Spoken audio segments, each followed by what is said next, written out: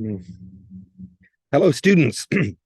Hello, students. It is Sunday, October 23rd. I'm recording this. Just had breakfast at this diner, Rudford's Diner on El Cajon Boulevard. Can you see the name of it? Anyway, I like this place. It was too noisy to record inside. Okay, last week, and I'm making this for JMS 494. Last week, the topic was access to information in different ways that journalists can access information. And also there was a chapter specifically about covering the courts and some issues associated with that.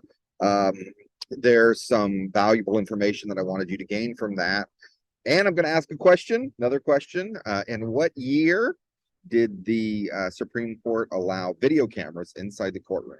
For the Supreme Court, in what year did the Supreme Court allow recording inside the courtroom? Okay, there's no recording in the Supreme Court at all. Hopefully you gained that already. There was also a news story that I posted about a new law in Arizona, or a proposed law that was blocked in Arizona. And some of you had some thoughts on that on the PACBAC discussion board. I'm going to share some of the PACBAC thoughts. Yeah, Carson Cook asked a specific question about that. The law had to do with people recording police in Arizona while the police were maybe making an arrest. And one of the provisions was about getting too close, like you couldn't stand within 8 feet of the police while they were doing their job.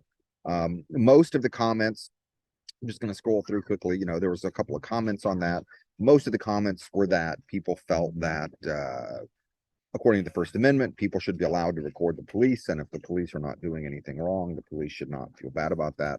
I do think there may be some instances where the police have a valid reason for maybe limiting access, like the physical distance. I mean, if a strange person walks up while a police officer is trying to make an arrest, that could confuse the issue. So maybe I could see that.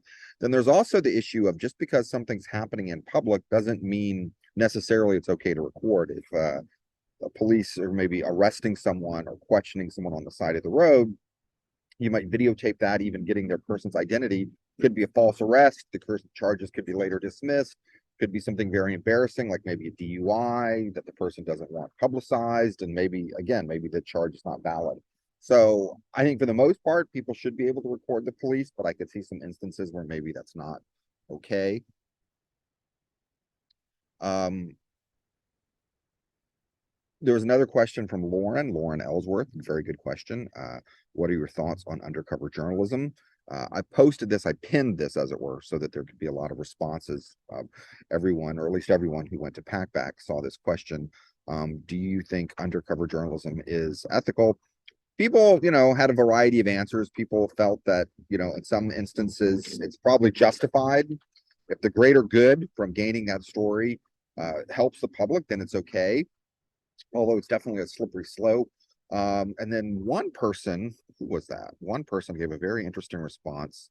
Um, Ellie Sealer, yeah, said undercover journalism could be unethical, but it could be still okay, which is an interesting way to look at it. I would say if something is unethical, it's not okay.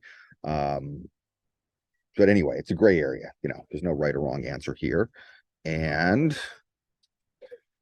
this was a good question from Elizabeth. Elizabeth asked this question: is it ethical to use court cases as entertainment? I thought this was good. This is not about the ethics of actually covering a court case, but like, when we dramatize or put these court cases on TV and on the news, I think that's a really good question. Should we even be doing that? Many times with court cases, there's people's pain and suffering and trauma, and we're exploiting that pain, suffering, and trauma for our own enjoyment. And I think documentary filmmakers face the same question. If you're making a documentary about a very painful, awful, horrible subject, you might be revisiting that and reopening old wounds for people. And just because someone did something really grotesque or awful, like maybe got into cannibalism or something, why are you promoting that? You're making yourself famous by profiling someone else's misery and tragedy. So anyway, I think these are just good questions to think about, and I encourage you to think about them as you consume the news and as you, inshallah, move through the world as a professional media producer. And I'm going to end with this. I put a question up here on the current packback topic. The topic for the week is about media regulations, electronic media regulations, radio broadcasting, and also internet. Some of the rules that we have developed for regulating this, and we do need some rules to regulate this. The question is specifically about the fairness doctrine. The fairness doctrine states it's an old regulation, no longer in effect. If you were a radio or TV station using over-the-air airwaves, terrestrial broadcasting, if you were doing this form of media distribution, you had to air both sides of a controversial issue. When the subject comes up in the past, people feel, is it ethical for me to have people walking behind me that you can see? I don't know. I don't think they're going to object, but anyway, I just noticed that.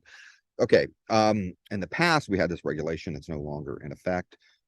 When I talk about this in other semesters, students say, oh, we should bring it back. Arsenault, it's a great idea. We should bring it back. We wouldn't have Fox News. We wouldn't have CNN. The fairness doctrine would never apply to cable television. It's limited to media outlets that were using the airwave frequencies, the broadcast spectrum. Distribution done through cable or done through online doesn't apply. So if we brought it back, how would we justify it? What qualifies as a media outlet? Kim Kardashian, she keeps coming up in my classes this semester, for better or for worse. Kim Kardashian keeps coming up. Oh, what about Kanye? Yay, whatever he calls himself. These people have big social media followings. Are they a media outlet? Should the new fairness doctrine apply to them as well? Or maybe you feel that we don't need it. People can get any point of view that they want, and any point of view, any political opinion, no matter how reprehensible or wrongheaded, can find a place to be broadcast or transmitted. So maybe we don't need the fairness doctrine. Anyway, there's no definite answer. I just want you to think about these subjects. Okay, that's the update.